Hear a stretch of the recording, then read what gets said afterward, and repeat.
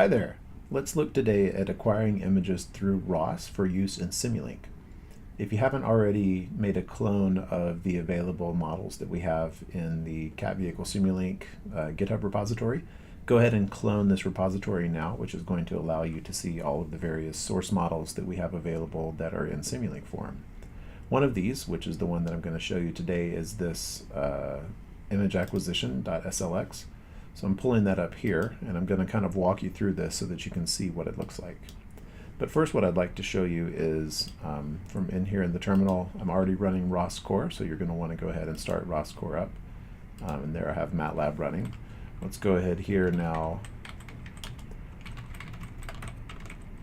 setup.bash. So I'm going to source my setup file, and then ROS launch cat vehicle, and then cat vehicle neighborhood, let's say. This is going to start up the neighborhood, and I'm going to, in a new tab, source devel setup.bash. And here you can ROS run rviz. So I'm going to look inside of rviz to show you essentially what we can see here as the vehicle. Maybe on the top you can see these two red dots. And then one of these on the left and one of these on the right each represent a camera. So I'm going to add by topic an image here. And that image we can see here gives us a view of the two houses. So this is what we can see inside of ROS. And unless you want to write your own code, though, ROS isn't the best environment in which you could do, say, computer vision research. However, Simulink has many tools that are devoted already to image processing and computer vision. But if you were to visit the tutorial here in the computer vision toolbox and say, how can I get data? I see videos from Workspace, images from Workspace, from a file, but I don't see anything here that corresponds to directly getting something from ROS. And the same is true down in the robotic system toolbox. There's nothing in here that allows me to acquire data directly from an image. However, I can subscribe to a topic. And so here I'm subscribing to the image raw left topic. If we double click on this, we should be able to see, maybe.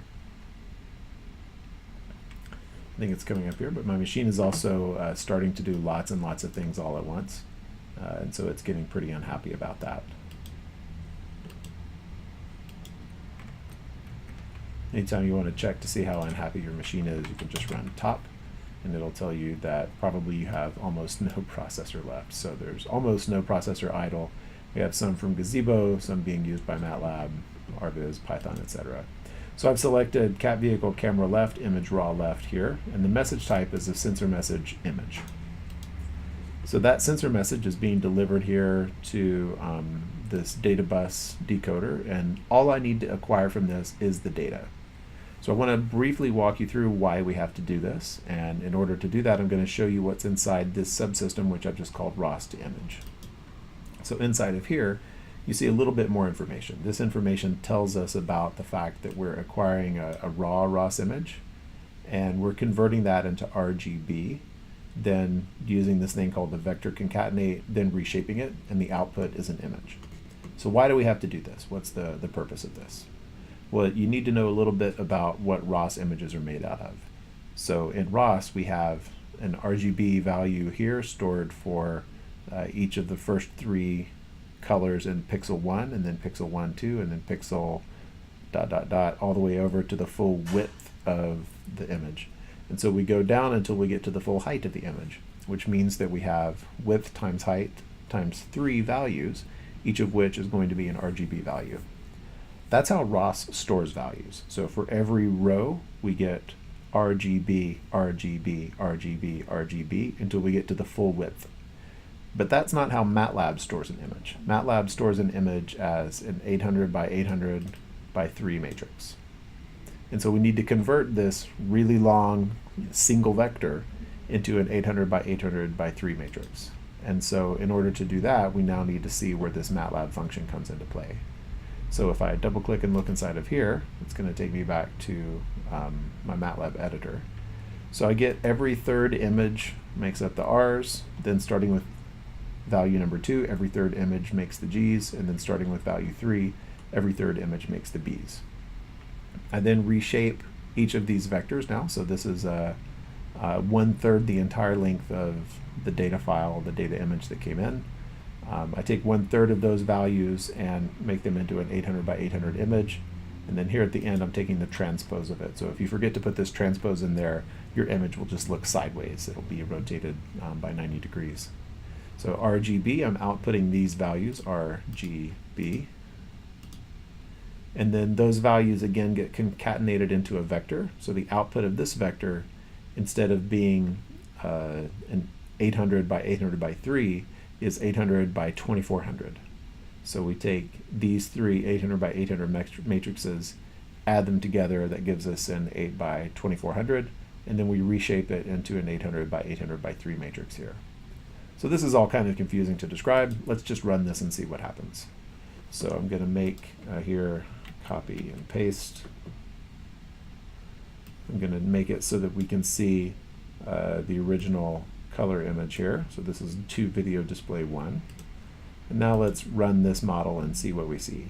So we'll compare this to what we saw over into RViz. It'll take a few seconds for this to get compiled. And in that meantime, I want to remind you that most of the features that we're looking at here are part of the tutorial to allow you to understand how to make this work in your program, but this actually doesn't do anything useful. It just shows you how to acquire images. So here's video display 1. I'm going to Alt-Tab back over to RViz so that we can see exactly the same image here that we see from RViz. So this tells me that we're getting the same kind of data. Likewise, back here in Simulink, I can show you that I was able to take that image, convert it to just grayscale, so RGB to intensity. And then I did some pretty silly things here. I just took an erosion of the image and then ran an edge detector on the image. So if I double click these, I'll see two different images. One of these is going to be related to the vehicle or the image that's been eroded. First it's grayscaled and then eroded, so you can see that this looks a little bit different. And then likewise over here, video display 2 is the edge detector. So I did have to write a little bit of code in the ROS to image subset here, the subsystem, but I didn't have to write any code in order to get this edge detector. This is a pretty sophisticated algorithm that's been optimized for speed inside of Simulink, and so this kind of image is now a pretty sophisticated output value that you could see. So let's make the car move around. One of the fun things that you can do. So CD, cat vehicle, workspace, cat vehicle, tests, or source tests, open loop, hard left. So this should make the car start to move around, and we should see that the vehicle will start, but we have some delay, which we observe in the Simulink model. So this is to be expected. We're producing these values, they're being taken into account inside the Simulink model, and the outputs are significantly delayed with what we see here. So we're still processing the data, but those delays are coming with the fact that a lot of the code that we're seeing is being executed in Simulink as we go. So that has a definite negative side effect, that any work that you're doing when you want to run Simulink as you're processing your model, you can expect some delay as it shows up and that things happen. The bonus is that you can, in fact, once you're happy with how you've prototyped this, then you can begin to produce as outputs interesting information and publish those data automatically. Then you'll be able to, under code, say, well, I can't do it right now because I'm running the model, but you'll be able to, under code, build this model and compile it as C++ code. That will allow you then to have, as the interesting outputs, some images that either you want to visualize, or maybe some values that you'd like to date stamp or location stamp. But what you'll probably want to end up doing is just acquire these images and then save them in a format that MATLAB can use so that you could classify the images to do what you want. So you might want to tag various bits of images as having a house or not, having a light pole or a construction cone or not, and that will allow you to train some of the algorithms that you have. So I hope this tutorial has been useful in order to show you how to obtain data directly from ROS and how to use those data in Simulink. And if you have any questions, please post them in the forums. Thank you.